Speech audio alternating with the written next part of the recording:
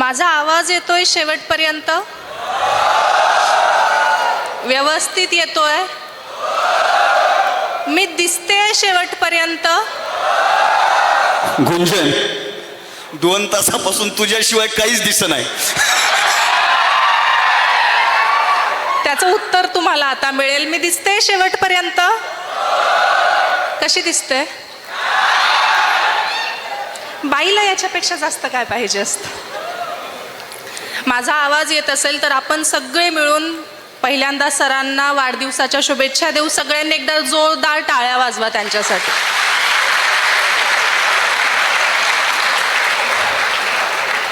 ही युवा पिढी आणि जेन झी काय करू शकते हे आपण दाखवून दिलंय. या देशात खूप काही आपण केलंय आणि त्यांची शक्ती एकत्र आणण्याचं काम सर करतात. हे खूप मोठं काम आहे. मगाशी अविनाश म्हणत होता की काही लोक कविता ऐकायला आलेत, काही बघायला आलेत.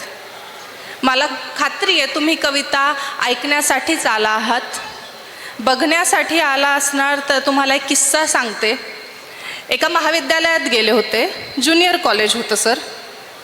12वीचा मुलगा असेल, बसलेला होता समोर आणि टक लावून बघत होता. आता तुम्ही किती छान दाद देतायत, हसतायत मध्ये, तो काहीच नाही, फक्त बघत होता. मला अनकम्फर्टेबल झालं, मला बोलायला सुचत नव्हतं. आणि मग कार्यक्रम संपल्यावर सर मी त्याला जवळ बोलवलं आणि त्याला सांगितलं की अरे बाळा, मी मोठी आहे तुझ्यापेक्षा. सर इतक्या कॉन्फिडन्सने सर तो बोलला, आम्हाला आमच्या कांगणे सरांनी सांगितलंय की मोठी स्वप्न बघायची.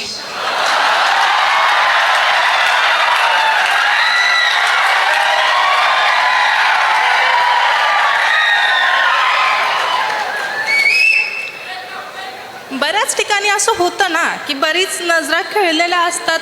एक मिनिट. शिट्टी वाजवणं आपली संस्कृती नाही.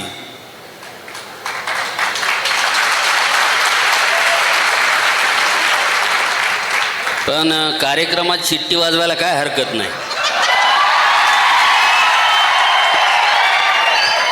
ऐक, शेतकरी जिंदाबाद. शिट्ट्या वाजवताना इतकंच लक्षात ठेवा की तुम्ही गुंजन पाटीलला ऐकतायत, गौतमी पाटीलला नाही.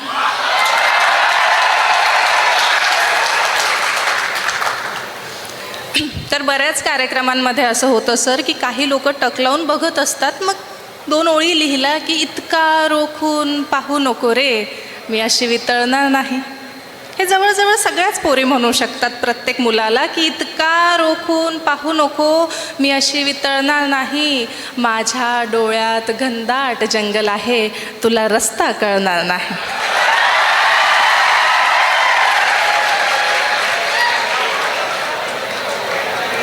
तुम्हाला सांगते, तो विद्यार्थी सरांचाच होता. त्याने उत्तर दिलं की प्रेमाचा सिलॅबस लय अवघड. प्रेमाचा सिलॅबस लई अवघड, कळता कळत नाही आणि अर्ज तोपर्यंत करत राहणार जोपर्यंत रिझल्ट मिळणार नाही. पुढे ऐका की केवळ फिल्मी दुनियेत लागतो खजाना हाती. केवळ फिल्मी दुनियेत लागतो खजाना हाती. अमीर बापाची पटेल आपल्याला इतकं नशीब फळणार नाही. जरा मेहनत करा, जरा मेहनत करा. प्रेमात सारे हिशोब तपासले जातात. कोणती लैला तुमच्यासाठी आयुष्य जाळणार नाही. कोणती लैला तुमच्यासाठी आयुष्य जाळणार नाही. आणि 2 ओळी मित्रांसाठी लिहिल्यात. तुमचा मित्र नक्की तुमच्या बाजूला आणि तुमची मैत्रीण नक्की तुमच्या बाजूला बसली असेल. जरी सरांच्या धाकाने ही मधली लाईन असेल सर, हे मोठं पाप आहे. हे मधला जो गॅप ठेवलेला आहे ना, ते खूप मोठं पाप आहे. पण असू द्या, मित्रांसाठी ह्या पुढच्या ओळी की हे मित्र आहे तोपर्यंत आपल्या कथेला अर्थ आहे मित्रा. हे मित्र आहे तोपर्यंत आपल्या कथेला अर्थ आहे मित्रा. उद्या कुणी कुणाच्या आयुष्याचे पानही चाळणार नाही. उद्या कुणी कुणाच्या आयुष्याचे पानही चालणार नाही. आणि पुढच्या ओळी आहे की प्रेम आलं तर येऊ दे, प्रेम गेलं तर जाऊ दे. लक्षात ठेवा की प्रेम आलं तर येऊ दे, प्रेम गेलं तर जाऊ दे. एकदा पारखून घे तिला, ही घर तर जाळणार नाही. तुम्हाला एक छान कविता ऐकवते. सर, आमच्या जनरेशनच्या रिलेशनशिप टर्म्स कदाचित तुमच्या जनरेशनला माहीत नसतील, पण आमच्या जनरेशनच्या रिलेशनशिप टर्म्स ऐकल्यानंतर तुमच्या डोक्याला मुंग्या नक्की येतील. Situationship, benching, friends with benefit हे तुम्ही कधीच ऐकलेलं नसणार आहे. माझ्या कवितेतून ते तुम्हाला समजेल. कवितेचं शीर्षक आहे जवानी.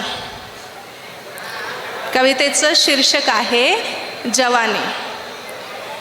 की सारे नियम कायदे पाळण्यासाठी नसतात.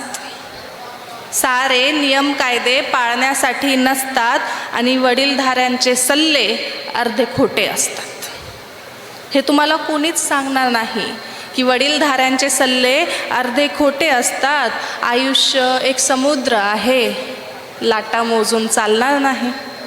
आयुष्य एक समुद्र आहे, लाटा मोजून चालणार नाही. आणि कुणाच्याही ओठांचा पासवर्ड सहज तर बदलणार नाही. म्हणून म्हणते एकदाचं घे विचारून, का तुला रोज पाहून हसते. म्हणून म्हणते एकदाचं घे विचारून, का तुला रोज पाहून हसते. आणि एकदाच भेटते ही जवानी, व्यर्थ जाळण्यासाठी नसते.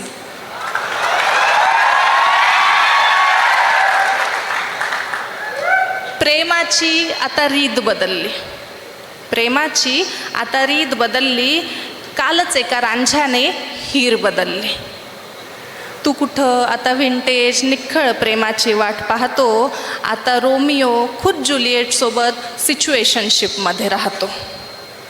सिरीनेही फरहादला बेंचिंग केलं म्हणे. आता ती प्रत्येकाला पाहून हसते. आणि एकदाच भेटते ही जवानी, व्यर्थ जाळण्यासाठी नसते.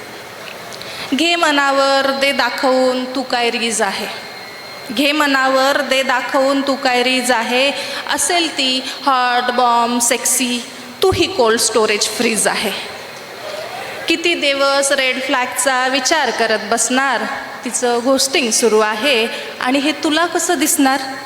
कर लव बॉम्बिंग प्रत्येक मेटल वितळण्यासाठीच असतं. कर लव बॉम्बिंग प्रत्येक मेटल वितळण्यासाठीच असतं. आणि एकदाच भेटते ही जवानी, व्यर्थ जाळण्यासाठी नसतं.